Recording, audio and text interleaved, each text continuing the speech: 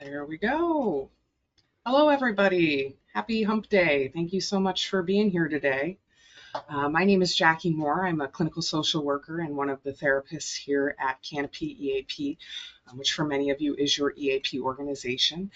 And today we are going to be talking a little bit about diversity, equity, and inclusion, and particularly from the lens of HR. So, kind of what that looks like from an HR role. And we'll dive in a little bit more on that. Now, I do have a couple of sort of quick housekeeping things, if you will, before we're going to go ahead and dive in and get started. That being said, to kind of kick us off, I did want to point out a little bit about the platform we're using. So with the GoToWebinar, unfortunately, I'm not able to see or hear any of you directly.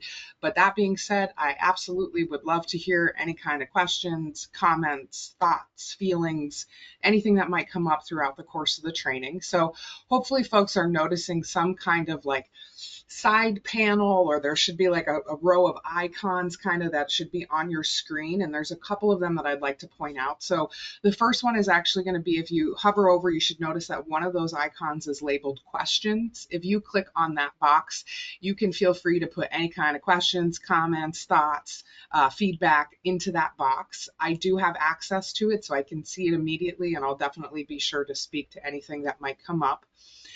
I will throw out there, just because it has happened to me once before, you might notice there is another box that is labeled chat. Funny enough, please actually do not put your questions in that box. The chat box is actually meant for the participants, so I can't see it. So if you put something in the chat box, unfortunately, I'm not going to know. So I will ask that you do go ahead and put those into the questions box. Now, additionally, there should be another icon there that is labeled materials. If you click on that icon, there should be two things in there. So the first is actually going to be a copy of the slides that I'm using today. Folks are definitely welcome to take those slides if you'd like. You can take a copy for later or to follow along with. Additionally, there is a GoToWebinar tech help document in there. So I very much appreciate that we're all kind of at the mercy of our technology, which is both a blessing and a curse. But that being said, if you're having any kind of tech related issues, I definitely would say to take a look at that sheet first. There's some common issues, some quick fixes. I will tell you that I am not super useful when it comes to the tech. There's not much I can do on my end, although I will say, I've always tell people, have you tried turning it off and turning it back on, right? And seeing where that gets you. But definitely taking a look at that if you are noticing any kind of tech issues. And that being said, if folks would not mind, I would love it if people would maybe go ahead into that questions box. And if everybody could just kind of let me know, can you see and hear me okay? Are we good to go on tech? Can you see me? Can you hear me? Can you see the screen? Just a little, we're good, or yes, we're awesome. Okay, I got some thumbs up. That works as well. Feel free to thumbs up me. That works. Perfect. Looks like we're doing okay. All right. Definitely let me know if at any point we lose that, so I can try to adjust that. All right, now I think that's a lot of my sort of technical housekeeping. Now, before we dive in, I do kind of want to preface this hour-long training a little bit on sort of the topic we're covering today. In a lot of ways, very fitting. Today is Juneteenth. Of course, happy Juneteenth to all of you. Appreciate you all being here on this day. I know, of course, that we want to view this as a holiday. Kind of interesting, actually, that it got scheduled for this day. But we are, of course, talking about diversity, equity, and inclusion. Now, there are a few things that I'd like to speak to before we actually really dive into the content here. So for starters, I want to acknowledge that this topic can be somewhat challenging. There can be a lot of discomfort around these types of dialogues and conversations, but at the same time, I would argue that means that they are even more important for that reason, right? If we're noticing that discomfort. Now, I also really want to acknowledge as well, too, that I am a cis white woman and I am speaking about DEI, and ultimately I am speaking about it from my perspective. And I want to really acknowledge and appreciate that there are many, many perspectives, of course, right, when it comes to the experiences that exist under diversity, equity, and inclusion. And I really would like to create as much space as possible for folks to feel like they are able to share what their experiences and perspective perspectives are as well. So kind of on that note, I just want folks to know that that questions box is really up and open and there for you. I think it's really important for us to be having dialogues and conversations and to be able to hear one another's experiences as we talk about these things. Now, in terms of today, I want to just say for starters that this is only an hour-long training, which is not nearly enough time to really go in any depth. So we are going to be kind of coming at it from an overview angle. Now, in terms of what we'll be talking about today, we're going to talk about a couple of common terms and definitions that I think are relevant to what we're going to be talking about throughout the rest of the training. We're going to talk a little bit about facilitating conversations around DEI. So that's going to include some, communication skills and tips and language and things like that. We'll learn about inclusive language and maintaining a safe workplace and what it means really to create psychological safety. And we're going to talk about actionable steps to encourage a more inclusive work environment. Now, again, as I kind of mentioned, this is coming from an angle that is really oriented towards human resources. Folks on this call I'm imagining probably in human resources to some capacity. So we are going to also be looking at it from that angle in terms of what are the things that we can be doing from an HR lens to really be supporting that kind of environment.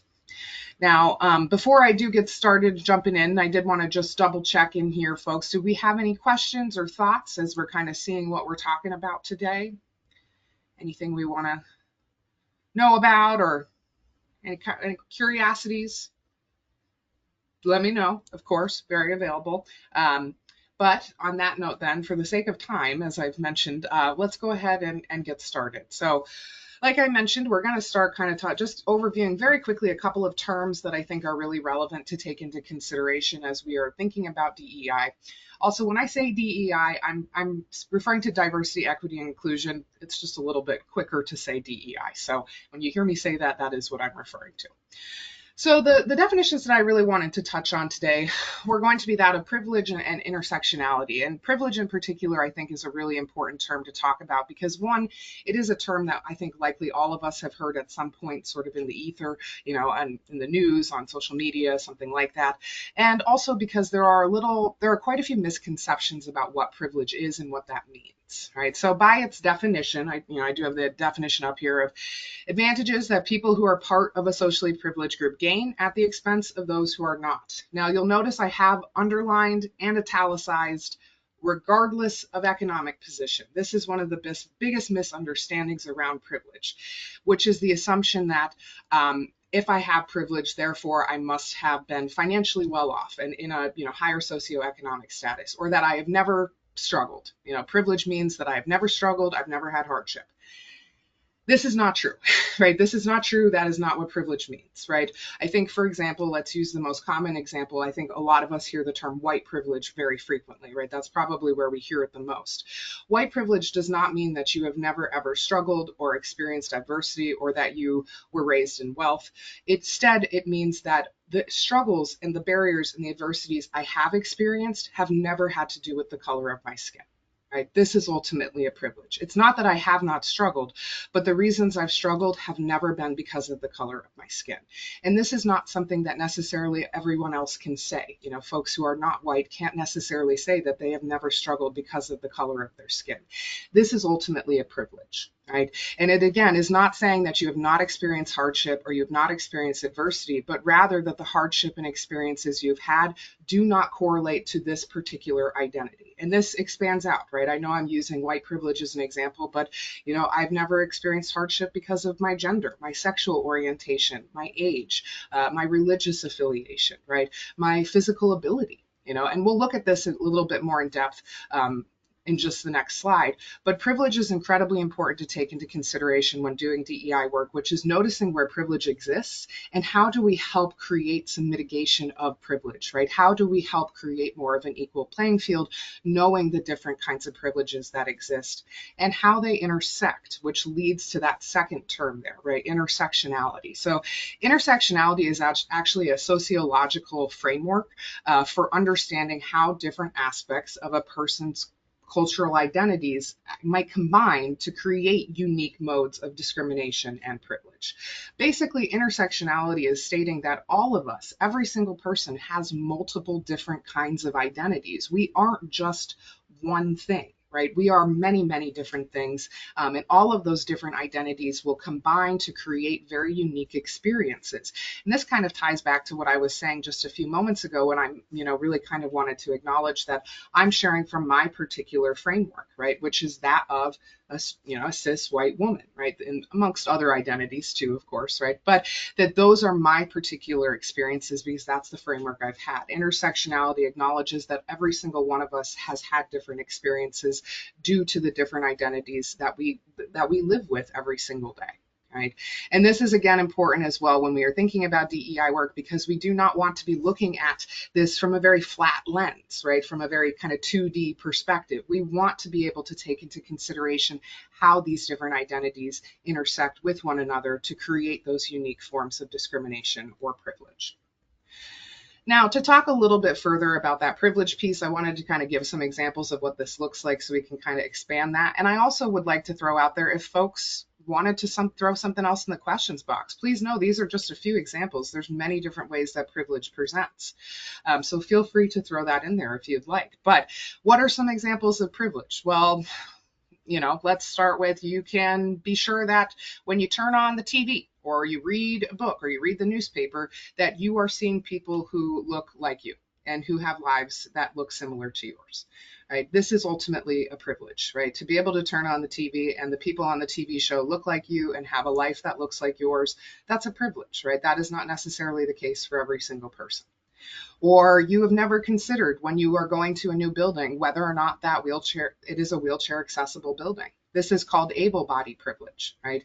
If you have never had to wonder if I could access a building, that's ultimately a privilege, right? And it's not something that everybody gets to experience. Many folks do have to take into consideration whether or not a building that they're about to enter is going to actually be accessible for them to enter, right? Again, this is called able-bodied privilege. You've never been asked to speak for all the people of your demographic group. You have never been lumped in to assume that you can speak for an entire identity or an entire community, right? Emojis, Band-Aids, other things have always been available based on your skin tone. And a lot of folks, might look at these things and go, well, this, that's small. That doesn't make that big of a deal. Who cares if Band-Aids are only in one shade, a shade that is very traditionally going to be a white person's skin color. Well, these things really matter. They make a really huge difference. Without having that representation, it subconsciously and subliminally communicates that your identity doesn't actually matter. And this is, of course, absolutely a huge component of discrimination and allows for discrimination to exist. If we are indirectly communicating that somebody's identity is not important, that gives us underlying permission to treat that person differently accordingly, right? These things might seem small, but they aren't. Just in the same way that our language is incredibly powerful. Words maybe seem small, but they absolutely hold an immense amount of power. And how we wield that power really absolutely contributes substantially to the safety of our workplace culture. Now, to take a look at this and dive in a little bit more in depth, and we're going to kind of move sort of from that angle to HR, I want to talk about how we facilitate DEI on a systematic and a systemic level. So when we are talking about making changes or trying to create a more inclusive work environment, we're going to look at this from two angles, okay? Now, asterisks, apologies in advance if I interchange these because systematic and systemic are very similar sounding. I'm going to do my best, but I tend to crisscross them because they sound so similar. But systematic is a set of policies, laws, practices that are created in an effort to impact a specific demographic, right? So, for example, the civil rights movement, legalization of gay marriage, right? Those would all be considered systematic changes, right? We have made an intentional system shift that now everyone needs to follow. Okay, so we can probably see what that looks like. It's very likely that your organization has a set of systematic changes that have been developed to support DEI in some capacity, right? And that can range immensely from, how we present materials, where we recruit from, whatever, right? So these are systematic changes. We can see these, they're very technical. This is only half of the equation. Now, the other half is going to be systemic. Now, systemic is conscious or unconscious beliefs and behaviors that are directed towards a certain person or a certain demographic. This is really crucial because a lot of times when we see DEI work being done on an organizational level, we only see systematic changes. Systematic changes do not create equity. It's part of it. It's definitely part of it. I don't want to minimize that, but it's not the only piece to it. And let's use this as an example. For example, gay marriage was legalized federally in 2015 and was legalized in other states earlier before that as well. So systematically, we have created changes to allow for more equity amongst marriage, right? This was, of course, an effort to reduce discrimination against same-sex couples. Now, no one needs to actually respond to this, but I would then in turn ask you, do you know somebody in your life who believes that gay marriage is wrong and is a sin and should not be legal? I would guess that you would probably say yes, that there's somebody you know. And even if it's not somebody you know, maybe somebody you've seen in the news or on social media. That is a systemic dynamic. Sure, we've made systematic changes. Gay marriage is legalized. Does that mean that there are not still biases that exist in our culture that discriminate openly against same-sex couples? Absolutely not, right? Those systematic changes did not necessarily impact the systemic level to the same degree. And this is why it is important to take into consideration both. We cannot just make one change. We have to look at it from both dynamics. Now, in the systemic dynamic is where we experience something called the implicit bias. Now, I imagine a lot of folks have probably heard of this term before, but implicit bias really refers to an unconscious, that's why it's italicized, it's not necessarily intentional, but it is unconscious attitudes and stereotypes we have about other people that affect our understanding, actions, and decisions regarding that person. Right? So it's not necessarily overt. This is not a, active attentional discrimination. Rather, this is the consequence of existing within systems that are inherently biased, right? We ultimately all do hold these biases to a certain degree, and it is part of our responsibility. It is a huge piece of our responsibility when making organizational changes that we understand and address the implicit bias that shows up in our workplace culture. Now, to carry on this a little bit more, because I am going to talk more about systemic, because ultimately I think that is a little bit harder to nail down sometimes than the systematic dynamics. How does systemic injustice show up? Well, this generally shows up through testimonial or hermeneutical injustices. What does that mean? What does that look like? So testimonial is when a person is not considered credible or trustworthy due to the prejudice of the people listening to them. On an organizational level, that can be as simple as we don't listen to that one team's suggestions because they don't really do that important of work. So we don't need to hear what they have to say. Or we don't take the intern seriously because what would they know? They've never worked here before. They've never done this role. Yes, those things might be true, but at the same time, does that not mean that they don't have valuable contributions to make? No, not necessarily at all, right? But that is a form of testimonial injustice where those voices are consequently sort of pushed down. Now, hermeneutical is when someone's personal or social experiences are actually hidden or denied from communal understanding, right? Where we are not even able to acknowledge or notice or validate the experiences that that person is having or that that community is having. This shows up in many different capacities, and usually we only notice this has happened when, as you can imagine, it gets brought to light, right? An example I give is, within the last 20 years or so, we have uncovered both in Canada and in North America multiple mass graves of Indigenous children that occurred, 100, 150, 200 years ago. We knew nothing of these because they were completely hidden from social understanding and communal meaning up until very, very recently, right? Does that mean that injustice didn't occur? Of course not. Of course that injustice still occurred, but it was hidden and kept from our social understanding, therefore perpetuating that discrimination even further. Right?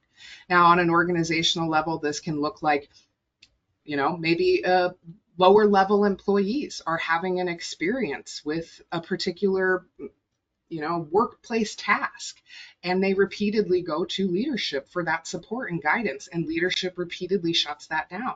It's not happening. We're not fixing it, right?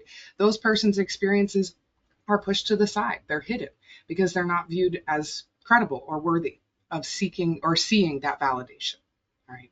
Now, when we are thinking about these, one of the ways that this can show up, and I think again, one more term that is important to keep in mind is the concept of microaggressions, which absolutely is a systemic dynamic that occurs. I would argue again that the concept of microaggressions is probably one that folks have heard of before. What does that mean? Right? These are everyday verbal, nonverbal, and environmental slights, snubs, insults, or comments, whether intentional or unintentional. That's a big one. A lot of times people are unintentionally communicating microaggressions. They're not trying to cause harm. All right, we'll come back to this. That communicate hostile, derogatory, or negative messages based solely upon real or perceived differences. Right? Microaggressions, generally speaking, are not coming from a overtly hostile place, right, where someone is trying actively to be discriminatory. Typically, microaggressions occur from, generally speaking, ignorance, right, or just not fully understanding. Some very common examples, I have some up here. For example, asking somebody who is not white where they really are from. What does that mean? Why can't a person who isn't white be from Oregon? Be from the United States, right? That is a microaggression. There is an assumption being made. That person might have generation after generation that has lived in Oregon for years, right? I'm also saying this as if everybody's in Oregon. I'm currently in Oregon if you didn't gather that, right? Or, you'd look prettier if you smiled more. That is absolutely a microaggression. Why is it that this is commonly said to women? I think we could all agree. Why is it a woman's duty to be pretty all the time? Why is it a woman's duty to make everybody around them comfortable by having a smile on their face? Why is it anybody's job to tell somebody else how they should be feeling or how they should be holding their face? Or telling somebody, you don't seem gay. What does that mean? Is there a certain type of way to be gay that's correct and every other way is wrong? It is putting that person into a box. Another example that was given to me when I taught this class last week was asking somebody in a same-sex relationship, which one's the husband and which one's the wife? That's a microaggression. That is one, forcing that relationship into a heteronormative box for starters. And two, that is implying that that's the only correct way to have a relationship is with a man and a woman. These are all microaggressions. Now, I want to point out here is that, again, I think most of the folks who communicate these types of questions are not coming at it from the place of trying to be hurtful. They aren't trying to be discriminatory. And yet, that is still how that communication is received. Now, from a communications theory lens, we very much talk a lot about impact versus intent. The intent of what I was trying to communicate versus what actually was received by that person. Now, from a communications theory model, it's very clear. We deal with the impact. The intent is not nearly as important. And this is why microaggressions are a place for learning opportunity, because the impact was negative. It was hostile. It was derogatory. And we want to address the impact, even if that person's intent was pure. To highlight this, I want to give an example. And if folks felt like sharing, I'd love to hear it in the questions box. I have a little example up here, and I'd love to know what microaggressions folks might be noticing, because there's more than one that is happening in this scenario. So what is this scenario? A woman is a veteran, right? She has a military bumper sticker on her car because she is a veteran. One day when she's parked at the grocery store and getting out of her car, a man walks up to her and says, "Thank your husband for his service." I'm curious, folks, in the questions box, let me know what microaggressions are occurring here. There's a couple of them. Right. Number one, assuming a woman can't serve. Absolutely. That there is an assumption in there that the veteran must be a man. It couldn't possibly be the woman. Absolutely. Other thoughts? There are a couple of microaggressions in here, and that is definitely one of them, for sure. Others that we're noticing? Thank your husband for his service. Assuming she is married. What? Where did we get that info from? Right? She must be married. She's a certain aged woman. She must be married. Right? Assuming she is straight and assuming it's a husband. Microaggression number 3. Why does she, if she was married, which we don't even know, right? We're making assumptions based off of physical presentation, that why is she married to a man? Multiple microaggressions occurred in this very teeny tiny interaction. Now, I highlight this one for a reason, because that man who said, thank your husband for his service, was he going up to that woman to try to make her feel othered, to try to make her feel less than, to try to make her feel like she wasn't important? No. In United States culture, it is incredibly common to tell veterans, thank you for your service, right? This man was likely coming from a very good place. He was trying to be supportive. He was trying to be grateful. He was trying to be thankful. And yet, the outcome of this interaction for that woman is likely incredibly negative. My service and sacrifice that I made for this country has been ignored and minimized and then given credit to an unknown man who may or may not exist, right? I also was assumed my marital status and my sexual orientation without any interaction with me, right? Suddenly, this interaction goes from seemingly positive and sweet to actually really hurtful and very discriminatory, right? And this is how microaggressions occur. It is not big overt displays of hatred necessarily, but rather subtle snipes that kind of really cause harm under the surface. Right? And in an HR lens, this is going to be likely communications that occur in the workplace that will need to be addressed and acknowledged. So let's talk a little bit about this. Now, starting with you and starting with the individual, the very first thing we want to do is build some awareness to our own biases and how we ourselves are contributing to our work environment in any kind of negative capacity that is not supportive of diversity and inclusion, right? Now, I have up there a link, and this was, I said to folks, please feel free to grab the slides. There is a link there to the Harvard Implicit Bias Test. Now, this is not just one test. There are, I think, like 24 tests on that website. And this is to help you determine your bias for a wide assortment of different identities, right? You can take a test on your biases based on race, based on age, based on gender, based on sexual orientation, religious affiliation, physical ability, right? You can take a test for a wide assortment of different identities, and it will actually communicate to you where your particular biases are showing up and where they're the strongest, right? This is crucial. This is hard because it does ask you to put your ego aside a little bit and acknowledge that your biases do exist. And I say this as somebody who has taken these tests before, and it can be challenging to really look at yourself that clearly. But like I say to all of my clients, the very first step to anything on the face of the earth is self-awareness. We cannot do anything differently if we are not aware of what is going on. And the first step we want to take is building some of our awareness to what it is that is actually occurring and how we are contributing to these different dynamics. Right.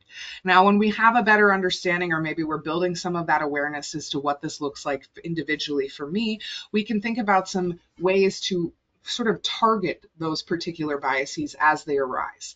Now, stereotype replacement is a common suggestion, as well as counter stereotypic imaging. In a way, these are actually kind of cognitive behavioral skill sets to sort of shift perspective. So stereotype replacement is recognizing that a response is based on a stereotype. Label it, call it a stereotype, put that label on there. I just stereotyped. Right? That's helping you build awareness, and it's also helping you correlate those thought processes to the notion that it is a stereotype, right? So you don't just automatically roll with that thought and go, yep, that's true. You can create that connection that goes, I thought this, but this correlates to the stereotype. Right? So we label it. We reflect on why that response occurred. What made that stereotype grabbable for you, right? What made that accessible for you when you were interacting with that individual? Now, counter stereotypic imaging is kind of what it sounds like, which is you counter the stereotype. You know, if you know somebody who holds this particular identity that you are, having some discrimination towards. For example, I'll use a very common stereotype, right? Women are bad drivers. Okay, women are bad drivers. And maybe that's a bias that you hold up, and every time you're driving and you see someone on the road, you go, must be a woman because they're driving bad, right? Counter stereotypic imaging is, let's go ahead and imagine all of the women that you have in your life who are good drivers. Which, by the way, I'll also tell you, research shows that women are better drivers. They're safer drivers. They're more considerate drivers. Research does show this, I swear, right? But counter that. Who are some people you know? Think about, Danica in NASCAR, right? Counter stereotyping imaging. There are clear and probable examples where this stereotype does not actually align with the reality. We're trying to push back on it. We're trying to expand that perspective. We can think about individuation, which is in a lot of ways kind of similar to that stereotypic I already forgot the word. Stereotypic, counter stereotypic imaging, excuse me. Individuation. And this is absolutely something I highly recommend to every employee, but certainly folks in HR, which is getting to know your employees. Having a real connected relationship with your colleagues is not underrated. This is actually incredibly powerful when it comes to creating a psychologically safe work environment. Know who you're working with, create connections. This also counters stereotypes because now you are making associations with this person based off of their unique individual characteristics rather than associations you make based off of the particular communities or identities that they live with, right? This is making it, we're essentially, seeing the forest through the trees, right? We can see that individual for who they are without assigning them based off of specific identities. Now, perspective taking is really, this is an empathy building perspective, right? Imagine yourself as a member of that group.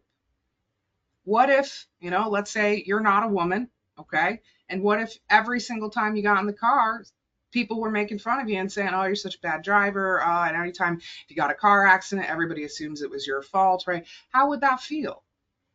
How would that feel to be in that position? This is just asking you essentially get yourself in those shoes of that person. Now, can you fully understand that identity if you have not lived it?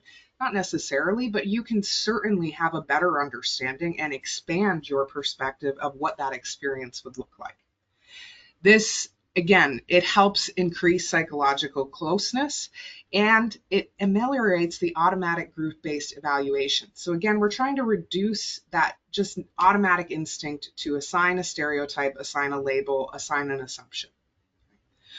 Do not fall back on we all have implicit biases as an immunity from responsibility. I actually do hear that a fair amount. Yes, we do all have implicit bias. That is built into us because of the systems that we live in. Does that mean that you no longer have responsibility to address it? No, of course not. It is still your responsibility to take those things on. Very similarly, this is something I say to folks who have had trauma. Is it your fault that you have trauma? No, it is never your fault that you have trauma. But is it your job to do something about it and do something with it? Yes, it is. It is your job because nobody else can do it for you. And this is the same thing. We all have implicit biases, and it's not necessarily your fault at all that you have them. You were raised in certain environments and certain systems that help create those narratives. But does it mean it's not your responsibility to address them? No, it is. It is your responsibility to address them. And it's not the jobs of other people to teach you either. Right? So this is really about being a self-starter and a dedicated lifelong learner. Now let's shift a little bit into talking more broadly, I guess you could say, about communication and language within the workplace. And when we are facilitating this from a human resources lens, I also appreciate, right, that you are likely to have interactions with folks who are experiencing some form of discrimination or discomfort or distress, or just are a victim of a lack of equity in some capacity, which means you're likely going to be having some of these dialogues with employees. Now, some things to take in consideration. Contributing to an inclusive work environment means that we always behave in a respectful manner, not just when leadership is around, not just when HR is around, not just when that woman's around or that, person of color is around or that, that gay man is around. We do it whenever we are interacting with people. Contributing to an inclusive work environment is not sporadic, it is consistent. We do it across the board. And there are exceptions to that, right? Certain spaces where locker room talk is okay, or we are able to be more flexible in those boundaries. This creates a hostile work environment because now you've also made the discrimination sporadic, right? We don't know when it's going to occur. And that is actually, in a lot of ways, even more distressing because we're not able to gauge appropriately where safety exists within the interactions. Being inclusive means that we are always inclusive, and that also means always holding people accountable when they are not, regardless of whatever the context of that relationship might be. If we aren't engaging in an inclusive and respectful way, then that always is addressed. It does not matter the context of what was occurring. This includes speaking up if you see or hear something, and this is especially, again, crucial for HR in that you do have a lot of ability to have some control over what this looks like. If somebody says something inappropriate, there are consequences to that, right? We don't ignore it. We don't pretend it didn't happen. We don't hope that somebody else deals with it. This is the bystander effect. Does anyone feel like they know what the bystander effect is? Would want to speak to that? It is a term, it is a concept that has existed for quite a few decades at this point. We actually started researching the bystander effect in like the 1950s-ish. So it's existed for a little while. So the bystander effect is kind of what it sounds like, which is somebody else will deal with it. Somebody else will deal with it. Somebody else will deal with that. I'm going to walk away. And I will tell you the bystander effect is worse the more people that are around. Right? When you start getting more than 5, 10, 15, 20 people in a room, the bystander effect shoots through the roof. If there's like 2 people around, bystander effect generally is a little bit reduced. What does this mean? It just means that there is an assumption that other people will deal with it and that I don't have to. They actually first researched the bystander effect, again, back in the 1950s, I believe, and certainly before we had regulations around a lot of psychological research. But essentially what they did is they had a woman go into an alleyway in a major city and kind of walk down to the end of the alleyway and had her start screaming and yelling for help. Right? She was ultimately safe, but had her screaming and yelling for help and assistance. And then they waited and they watched and they counted the number of people who walked by that alleyway, could very clearly and easily hear her yelling for help, and then didn't stop. If I'm not mistaken, it took about 57 people before somebody stopped to try to see if she was okay. This is the bystander effect in action. It is the assumption that other people will deal with it. And although I do want to normalize that to a certain degree, because it is obviously a very common human experience, it is also a massive facilitator for discrimination, right? It's very similar to that concept that silence is violence, right? When we don't intervene, when we don't disrupt, we are indirectly communicating that we are okay with what is happening. And that perpetuates discrimination on a systemic lens and certainly impacts on a systematic lens as well too. This again from an HR lens means that when you do hear things, when things are communicated to you, when people come forward, that we take those concerns seriously and we follow through with whatever the policies are that are in place. Now, learning how to accept feedback, for example, if you receive feedback from employees that you are not engaging in practices that support this, that's hard to hear, right? And I will tell you that this is one of the hardest areas of work for DEI, which is how do we help folks reach a different space of understanding without using shame, because shame absolutely doubles people down in their perspective. And I think we've all kind of seen that or noticed that these interactions can get really challenging because there can be a lot of defensiveness that arises, again, a lot of shame and a lot of resistance. How do we mitigate those pieces? Right?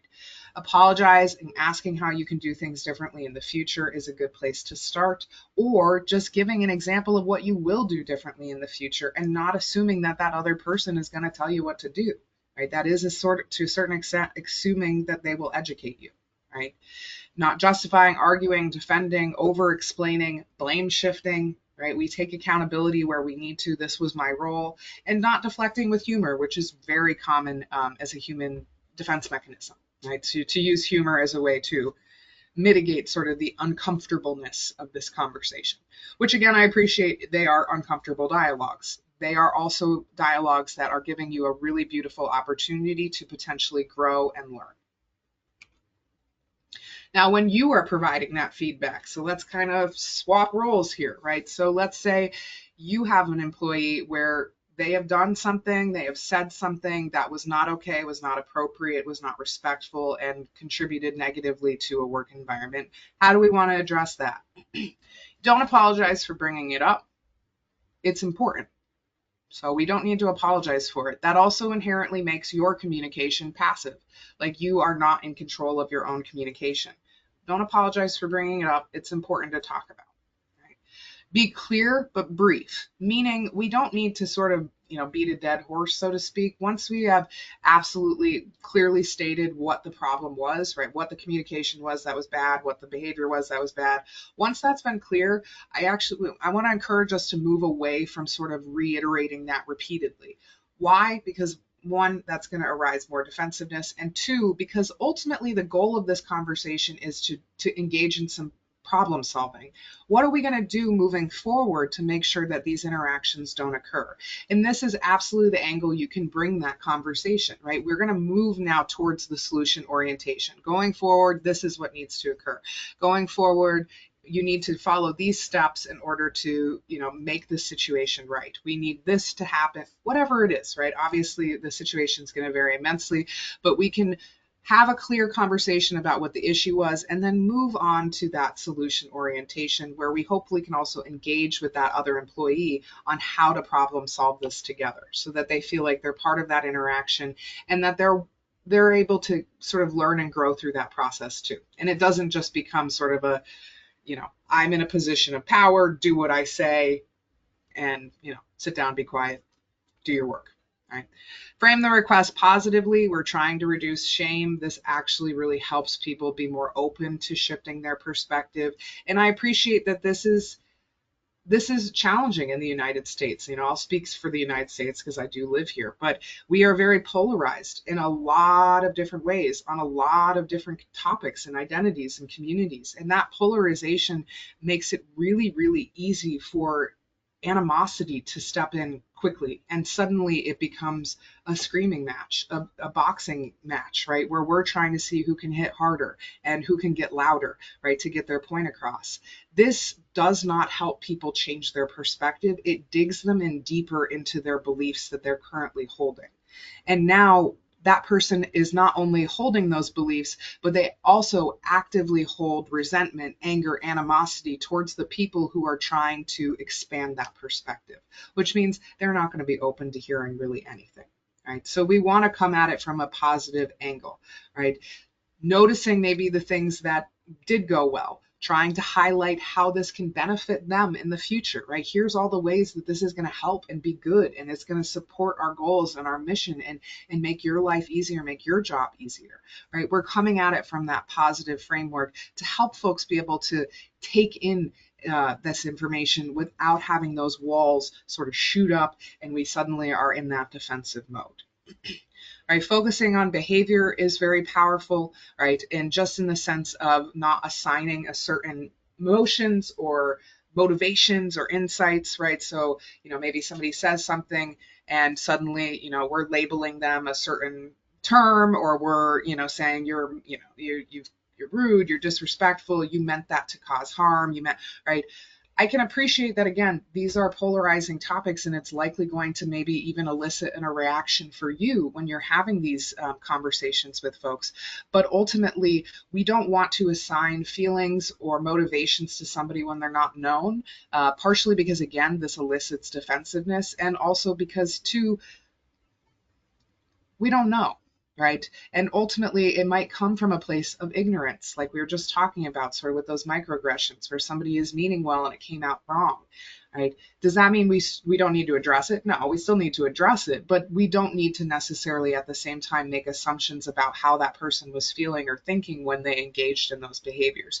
We can focus on what is known. And what we do know was the behavior. What we do know was the word choice. What we do know was how it impacted that dynamic. Right? So we can speak to those things. The use of I statements is probably one that other folks have heard before. This is a very common communication skill, which is speaking from the I statement. And it really correlates to that focusing on behavior. This reduces defensiveness again, right? You are only speaking from your own standpoint, from your own perspective, and you're not assigning anything to that other person. For example, there's a really big difference between saying, you're being really rude in this conversation, and I feel really uncomfortable in this conversation. Both are essentially communicating basically the same thing, and at the same time, you could argue with me till the cows come home whether or not I'm being rude. What you can't argue with me about is whether or not I'm uncomfortable, because you don't know that, and you can't assign a meaning to understanding that, right? I statements are very powerful in continuing moving the conversation forward while keeping that defensiveness at bay to a certain extent, right? And certainly can be helpful when we're having these kinds of conversations. Now, on a systematic lens, what are some things we need to be taking into consideration? I want to touch on this briefly before we wrap up kind of with sort of some HR do's and don'ts. But looking at this from a systematic lens, some things and some areas I'd have you be considering. And I would encourage folks that as I'm going through this, asking yourself, what does this look like at my organization? How do we facilitate in these particular areas? So number one, recruiting. Where do you get your people from? Are you only getting your people from a certain university, a certain location? Do people only get hired if they know somebody who already works for the company, right? Recruiting is a very common first place that people look at because there can be a physical representation of the diversity that exists within the company, right? So where are we recruiting from? If we're recruiting from certain spaces, for example, if our application, I'll go into that, application is only online, well, now anybody who doesn't have automatic access to the internet doesn't have access to your application. Or if it's only done in English, if it's only available, virtually, or it's only available in person, right? We are creating boundaries and barriers now for people to be able to access working for your organization. Now, I appreciate there are going to be some barriers, especially depending on the role, right? We need somebody with a certain degree, a certain whatever. Some of that will naturally exist, but we can reduce a lot of those barriers that might be existing accidentally, that we're not trying to do on purpose. Client and customer paperwork. Is it only written in size 12 times New Roman font? Well, anybody who has visual impairments is going to struggle with that. Is it only written in English? Is it, again, only available online? Is it only available on white paper, right? Do we have other options to speak for the different experiences people might have in needing to complete paperwork? Pronouns, that's normalizing, and this is pronouns for everybody, including if you are somebody who identifies with the pronouns in the biological sex that you were born with. I was born a female and identify as a female. I use she, her pronouns. My pronouns are in my signature. This is normalizing. We all get to be able to explain how we would like to be referred to. And I do have in there, avoid the term preferred pronouns. They're not preferred. They're just your pronouns. Preferred pronouns implies that there is some wiggle room there. I'd rather you call me this, but you could call me that. No, call me this, right? She, her. I would really prefer people did not refer to me as him or her, or him, he, him, sorry. That is not how I'd like to be referred to as. So it's not preferred that you use she, her. It is what I want. It's she, her, right? So we can just create some normalization that this is just part of our interactions. And that's a really simple way to do that. Now, company image. This is a big one too. Right? On your company image, on your flyers, your pamphlets, your paperwork, your company website, do you only have, thin, white, conventionally attractive people in your images? Well, the world is not made up of thin, conventionally attractive white people. That is certainly a small subset of us, right? That does not represent in any capacity the folks who are utilizing your services or who are engaging with your organization. We want our materials to reflect the people that we are serving. And again, thin, white, attractive people are not the only people who are getting served, right? And I say that very much with air quotes too, like saying that kind of sarcastically, right? But that is very commonly what we'll see on promotional images. And then company workspace, right? I think hopefully there's been some systematic changes in regards to making things accessible, right? We have the ADA now, but also, do we have bathrooms that everybody feels comfortable using and doesn't feel concerned with how they're going to be treated or communicated with? Do we have, spaces, one I've actually had a few times clinically, there's spaces for somebody to be able to breastfeed comfortably if they've just had a child, right? This has actually shown up a few times in my work where somebody was not able to access that and actually experienced a lot of discrimination for needing that, right? Just because they need to breastfeed for their child. Right? These are all spaces we can be looking at and boxes that we can be taking into consideration about how we are addressing this and what areas we might need to do a little work on. Now, in your role as HR, there are a couple of different pieces to this, right? What do you need to be thinking about? Now, a lot of these, I'm sure some folks could guess, such as develop relationships with your employees. Your support plays an important role in workplace culture. Again, it's not overrated to have good relationships. If I asked you right now, and you don't actually have to answer this, but if I asked you right now, do you feel like you could name most of the people that you work with and that you interact with and that you serve? Could you tell me their job titles? Could you tell me what they'll be doing? That's important. Will this recording be emailed out? It will be available. It's definitely going to be posted, and it's going to be on our website, so you should definitely be able to access it that way, for sure. Demonstrate empathy always. The default should be towards humanity.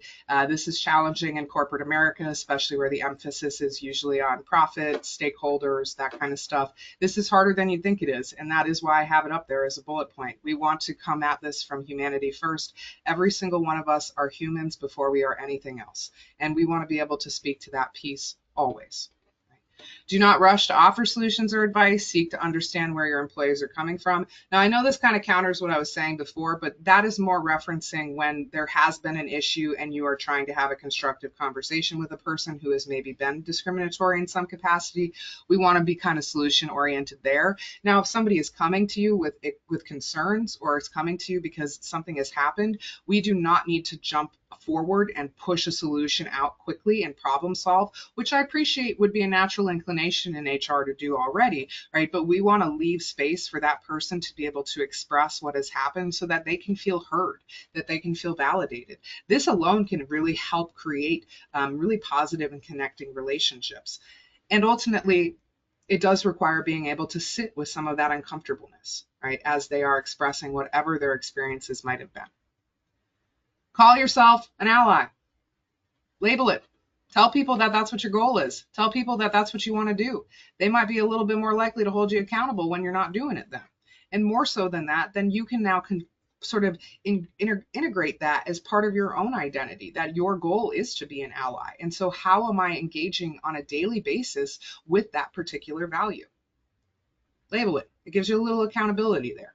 Right? And same thing on an organizational level. If an organization is saying that this is a goal, this is important, this is a value, this is a mission, and we put it out there, there is a little bit more pressure and accountability on you to follow through on that, right? So let's put that out there. Actions speak louder than words. Demonstrate long-term goals and planning for improving DEI. And this, I mean this on a technical level, right? I'm talking about creating a strategic business plan that shows us how we are going to be, well, one, what our goals are, right? What are we even trying to work towards from a DEI lens? And then two, how we're going to get there, right? Let's show folks that it's not just talk, because it's very easy to just label yourself as an ally and then go, I did my job, right? No, like, let's see what this looks like on a long-term scale. So creating actionable goals. What are some actual goals that we have? We might need to operationalize some things that aren't inherently tangible, but what are those goals, and then what are the steps we're going to take to get there, and giving that a time frame. By this year we want to see this in our employees and our recruitment. By the end of the year we want to see all our promotion materials be looking this way, right, or have this project completed. Last one, I've already said this one, but I'll say it one more time. Follow through with consequences, education, and upholding expectations and boundaries. This is not a pick or choose. These are not arbitrary. If somebody has violated those policies, if someone has engaged disrespectfully or inappropriately, there do need to be consequences to that.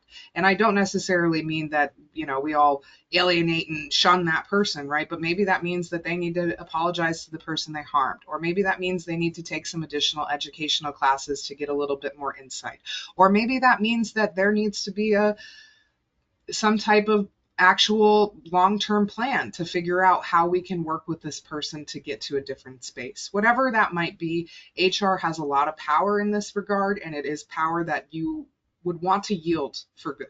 Right? So holding up those expectations and following through with them yourself, right? Do as I say, not as I do, does not work here. Right? Now, some do's.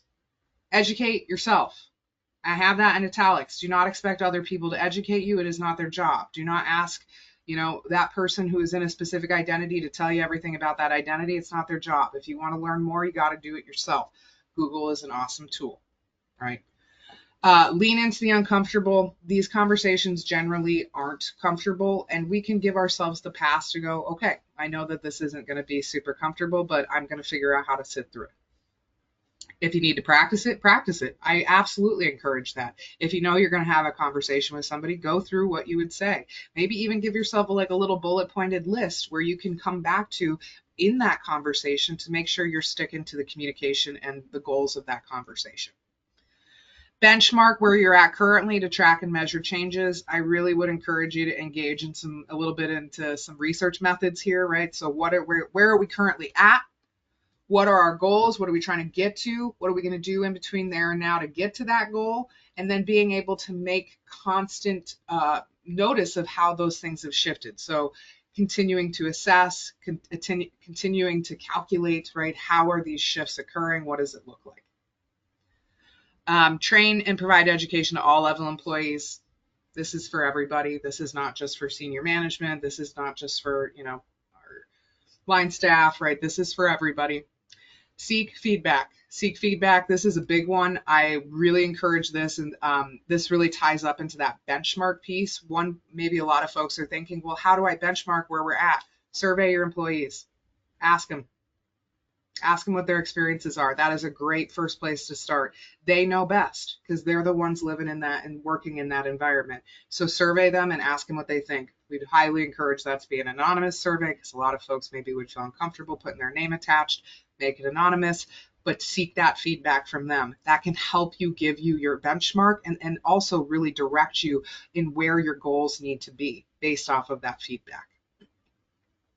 Find areas of weakness and strength within your organization. And notice I said strength too. We want to call out and notice the things that you're doing well. I would guess that when I asked you all to reflect on that previous slide about what it looks like for you, that many of you went, okay, yeah, we're doing okay there. That looks good. We've worked hard on that area. We want to notice those things too. This helps our motivation, and it also helps remind folks about how those changes have been positive and helpful for our workplace culture.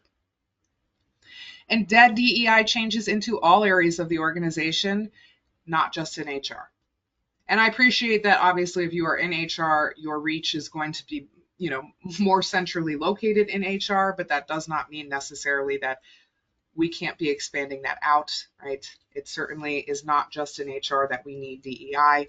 And take care of yourself. This is work that can be very draining. We want to make sure that you are showing up every day the way you want to show up, right? Now, obviously, we have some don'ts. If we've got some do's, we've got some don'ts. Do not ask people from specific demographics to educate you. I already said this on the previous slide, but it's not their jobs. And ultimately, this is a form of a microaggression. Right? It's not their job. Do not assume other people will make the changes. That's the bystander effect. Right? We do not want to assume that somebody else is dealing with this, somebody else is going to address it, somebody else is going to say something. Unless you absolutely know that is the case, this is not ultimately helpful. We're not going to be moving, right? We're going to be kind of standing still. Don't just focus on organizational change. Employee-focused changes are more successful in the long run. This is the systematic versus the systemic. Systematic changes are important, right? That is the organizational change. That's the policies. That's the procedures.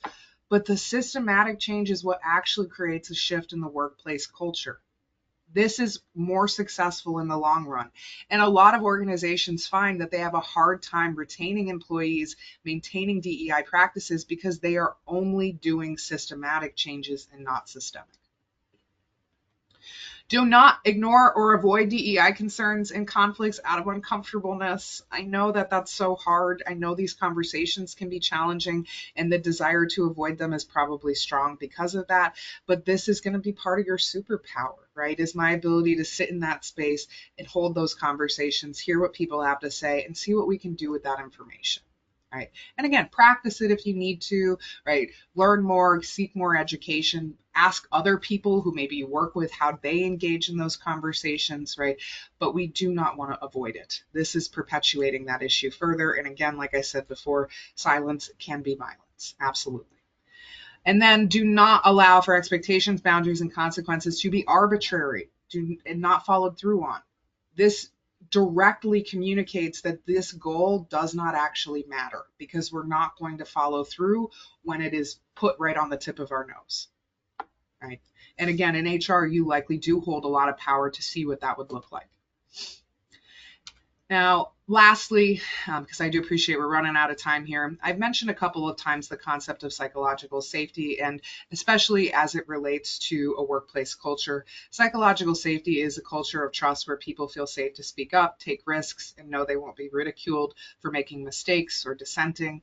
And psychological safety is the number one factor that correlates to a positive work environment. This is a goal for most organizations. Now, as I wrap up here, I will tell you there are 4 stages of psychological safety, and I'd love for folks to reflect a little bit about what stage you think your organization is currently at. Okay, and you might need to, get a little market research to figure out what it might actually look like. But stage number 1 is that all team members feel included. Everybody's got a role. Everybody's got a job. Everybody knows what that is. We're all included. Stage number 2, all team members feel safe to learn. This means that everybody feels safe to ask questions, right? I'm allowed to ask questions and I won't be made fun of. Number 3, all team members feel safe to contribute. I can throw an idea into the ring and I'm not going to be bullied or mocked or made fun of for throwing that idea out, even if it's a little wacky, right? And stage number 4, the hardest stage to get to, I would argue most organizations are not here. All team members feel safe to challenge the status quo, which means I feel safe and comfortable to tell you that something's not working and something's not right and we need to do it different. That is that sort of top level of psychological safety and a goal for many organizations. So like I said, I'd have you consider where you feel like your organization is at currently and what steps need to be taken to maybe move us up a level. How do we get from level 2 to level 3? Okay. Now, I do want to be respectful of everybody's time, and I appreciate we are pretty much at the end here. So in summary, as we're wrapping up a little bit, continuing to educate yourself and being a lifelong learner. I mentioned in the very beginning, we only have an hour today, and an hour is a drop in the bucket in terms of all of the time that we would want to likely invest in learning more on these things. So continuing to commit to that, right? How do I continue to consume material, consume media that helps me grow and learn more? And what areas do I really want to focus on? Recognize the weaknesses in your organization, create concrete long-term plans for change, use whatever methods that you might need to get that information, because I appreciate this isn't always super tangible, right? Again, surveying employees is a great place to start with that. So you can see that, seek feedback for your employees. What do they think about DEI where they work? That's going to give you some fantastic insight into what that looks like for your organization. And know that improving equity and inclusion is a proactive process that involves internal and external change. This is something we have to be intentional about. It is not necessarily going to occur without thought. Again, we live in systems that are built through biases. We are going to experience that in our micro levels as well too. So we need to be thinking about how we can engage with this intentionally, right? Now, on that note, I do want to thank you all so much for being here with me today and taking some time to talk a little bit about DEI for HR professionals. This has been recorded. It will be posted online. Again, I would throw out there that in the materials as well as attached is a copy of the PowerPoint if you'd like to take these slides with you. I hope all of you have a wonderful rest of your Wednesday, a good Juneteenth. Take care of yourselves. If there's anything that you need, of course, please feel free to reach out to Canopy. I do have our contact information up here as well. But otherwise, thank you all so much for being here, and I hope you have a wonderful rest of your day. Thank you so much, everybody.